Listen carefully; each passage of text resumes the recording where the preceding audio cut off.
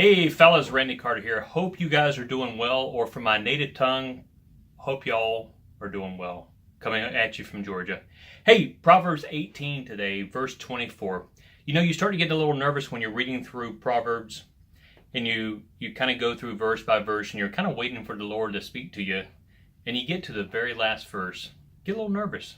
And it says this: there are friends, verse 24, who destroy each other. Some versions may say unreliable, but a real friend, or there is a friend, who sticks closer than a brother. Recently Cody and I had a conversation about Facebook or Instagram, and he was kind of capping on me as far as how many friends I had. He's like, "Oh, Dad, you have like nothing," and he had like 350 friends. But most recently, he had an extra ticket to a baseball game, and he couldn't find one friend who he could take.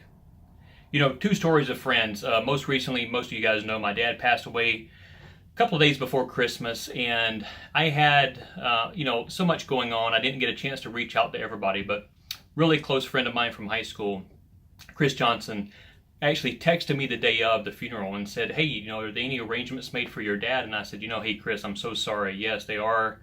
It's today at 1 o'clock. My apologies. I just, had so much going on."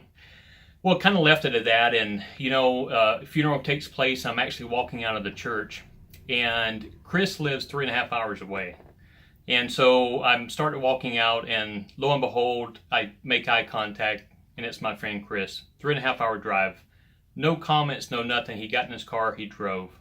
That's a close friend. Another story, you guys have heard of me before about building my deck, and honestly, I was probably to a point of where so many people reached out. So many friends of mine actually reached out, and I declined. Friendship goes both ways. Not only do you have to reciprocate. It's kind of there's a lot of work in friendship.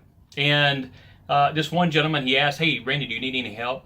"No, I've got this. I got to be the man. I've got to be able to take care of it all." And truthfully, I didn't. And he stopped by one day after work, and he couldn't have stopped by at a more perfect time because I was about ready to get the sledgehammer and just start taking my deck completely apart.